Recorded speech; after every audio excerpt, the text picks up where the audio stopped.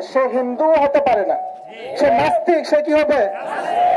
হিন্দুদের ধর্মগ্রন্থ পুরাণ, পুরাণের মধ্যে বিশ্বনবী মুহাম্মদুর রাসূলুল্লাহ সাল্লাল্লাহু আলাইহি ওয়াসাল্লামের পুরা বিস্তারিত জীবনী আছে। পুরাণের মধ্যে আসছে শেষ নবী যে আসবে তার নাম হবে নরাশংস। তার নাম কি হবে? নরাশংস।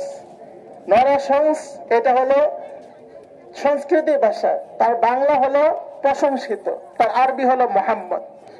সুবহানাল্লাহ। তার পিতা হলো বিষ্ণু যশা, তার বাংলা হলো মালিকের দাস, আরবি হলো আব্দুল্লাহ। তার মাতা হবে শ্রীমতী, তার বাংলা হলো নিরাপদ, আরবি হলো আমেন। তিনি সম্বল নামক স্থানে জন্মগ্রহণ করবেন মাধব মাসের 12 তারিখে শুল্ক পক্ষে। পুরাণের কথা এটা, মানে রবিউল আউয়াল মাসের 12 তারিখে জন্মগ্রহণ করবেন। তো তাদের ধর্মগ্রন্থে মুহাম্মদ সাল্লাল্লাহু আলাইহি সাল্লামের জীবনী থাকা সত্ত্বেও যদি সেই নবীকে কটূক্তি করে, আপনারা বলেন সে হিন্দু হতে পারে? হিন্দু প্রদেশ, সে নাস্তিক, সম্পূর্ণ নাস্তিক। মুহাম্মদ সাল্লাল্লাহু আলাইহি সাল্লাম শুধু আমাদেরই নবী না, পুরো বিশ্বের নবী। ওয়া মা আরসালনাকা ইল্লা রাহমাতাল লিল আলামিন। মুহাম্মদ সাল্লাল্লাহু আলাইহি সাল্লাম যে বিশ্ব নবী, এটা শুধু মুসলমানদের দাবি না, সবারই দাবি এটা।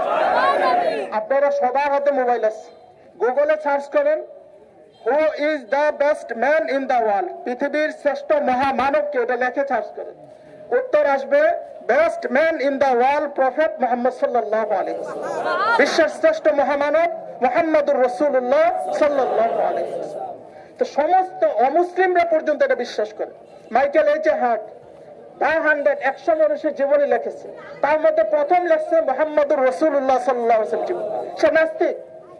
এনসাইক্লোপিডিয়া অফ ব্রিটানিকা, খ্রিস্টানদের লেখা, ওইখানে রাসূলুল্লাহ সাল্লাল্লাহু আলাইহি সাল্লাম সম্পর্কে লিখছে যে মুহাম্মদুর রাসূলুল্লাহ সাল্লাল্লাহু আলাইহি সাল্লাম পুরো বিশ্বের শ্রেষ্ঠ মহামানব।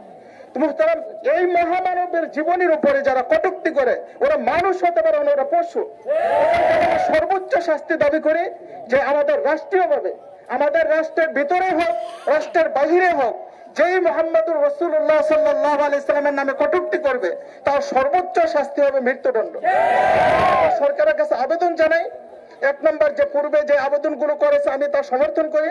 দ্বিতীয়ত, রাষ্ট্রীয়ভাবে যদি পদক্ষেপ না নেওয়া হয়, তারা যেভাবে উচ্ছৃঙ্খল শুরু করেছে তাদেরকে থামানো যাবে না। এজন্য তত্ত্বাবধায়ক সরকারের কাছে আবেদন যে রাষ্ট্রীয়ভাবে তাদের যেই দেশের বাহিরে ভিতরে যেই মুহাম্মদ সাল্লাল্লাহু আলাইহি সাল্লামের নামে কটূক্তি করবে তার সর্বোচ্চ শাস্তি আইন করতে হবে মৃত্যুদণ্ড। তো আমি এই বলে আমার সংক্ষিপ্ত বক্তব্য শেষ করছি। আখিরু দাওয়ানা আলহামদুলিল্লাহ। আলহামদুলিল্লাহ। আমি